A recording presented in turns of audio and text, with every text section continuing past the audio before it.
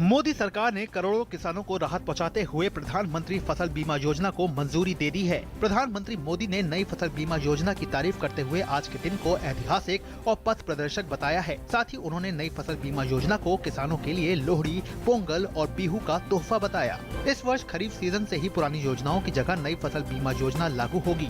नई बीमा योजना को मंजूरी मिलते ही किसानों के चेहरे खिल उठे। प्रधानमंत्री के इस फैसले का किसानों ने स्वागत किया है। केंद्रीय गृह मंत्री राजनाथ सिंह ने कहा है कि नई फसल योजना के तहत किसानों को कम से कम प्रीमियम पर अधिक से अधिक बीमा का लाभ दिया जाएगा। केंद्रीय कृषि और किसान कल्याण मंत्री राधा मोहन सिंह ने कहा है कि इस योजना के तहत किसानों को अनाज और तिलहन की फसल के लिए 2% तक और उद्यानिकी व कपास की फसलों के लिए 5% तक प्रीमियम रखने की मंजूरी दी गई है। बीजेपी अध्यक्ष अमित शाह ने सरकार के फैसले का स्वागत करते हुए कहा है कि इससे किसानों को काफी मदद मिलेगी। केंद्र अगले 2 से 2.5 साल के बीच 8 से 12 बड़ी विद्युत परियोजनाओं के लिए निविदाएं जारी करेगा। इससे 30,000 से 50,000 मेगावाट विद्युत की क्षमता बढ़ेगी।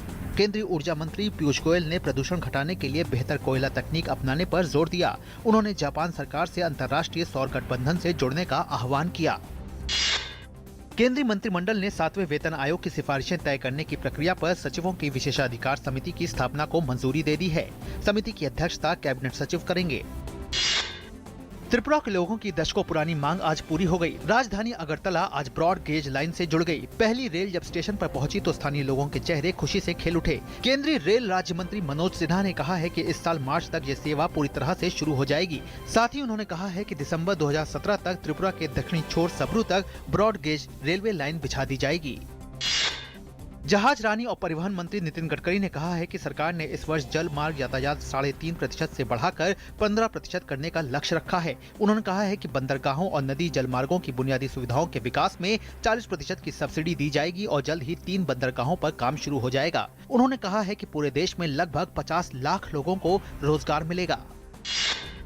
देश में मेडिकल टूरिज्म को बढ़ावा देने के लिए सरकार निजी क्षेत्र के साथ मिलकर काम करेगी। आज नई दिल्ली में राष्ट्रीय चिकित्सा और निरोगता पर्यटन बोर्ड की पहली बैठक के बाद केंद्रीय पर्यटन मंत्री महेश शर्मा ने कहा कि मेडिकल टूरिज्म भारत की ताकत है और देश में व्यवस्थित तरीके से इसे बढ़ावा देने की जरूरत है। उन्होंने कहा कि विश्व पर्यटन में भारत की हिस्सेदारी 1% से भी कम है और मेडिकल टूरिज्म की बदौलत इसे बढ़ाया जा सकता है।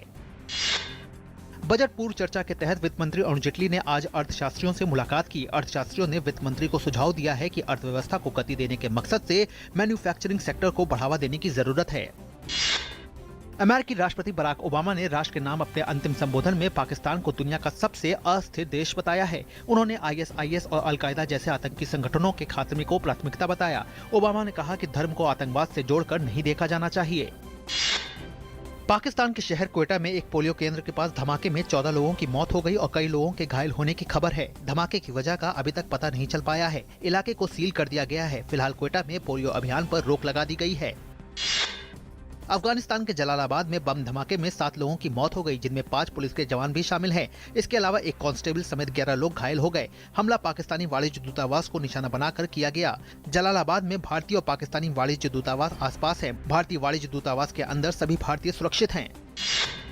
भारतीय टेनिस स्टार सानिया मिर्जा और उनकी स्विस जोड़ीदार Martina Hingis WTA Sydney international के सेमीफाइनल में पहुंच गई हैं। उन्होंने अधिकतम 28 बार महिला युगल जीत के रिकॉर्ड की बराबरी कर ली है। पर्थ में पहले वनडे में हार के बाद BCCI और कप्तान धोनी की DRS पर नीति फिर सवालों के घेरे में आ गई है। रिप्ले से साबित हुआ कि जॉर्ज बेली पहले ही गेंद पर आउट थे। नॉट आउट करार दिए जाने के बाद बेली ने शतक जड़ा था। हरिद्वार में चल रहे अर्धकुंभ का गुरुवार को पहला मुख्य स्नान होगा। इस स्नान के लिए श्रद्धालुओं का कुंभ नगरी हरिद्वार आना शुरू हो गया है। मेला प्रशासन ने इसके लिए 31 पुलिस स्टेशन बनाए हैं। अगले 5 से 7 दिनों में 5 से 7 लाख श्रद्धालुओं के आने की उम्मीद है। सुरक्षा के लिए पूरे इलाके की ड्रोन से निगरानी की जाएगी। उत्तर भारत में आज लोहड़ी का त्योहार मनाया जा रहा है। विशेषकर पंजाब में लोहड़ी की विशेष धूम है। लोहड़ी का पर्व नया साल शुरू होते ही 13 तारीख को मनाया जाता है। इसमें फसल कटाई की भी शुरुआत की जाती है।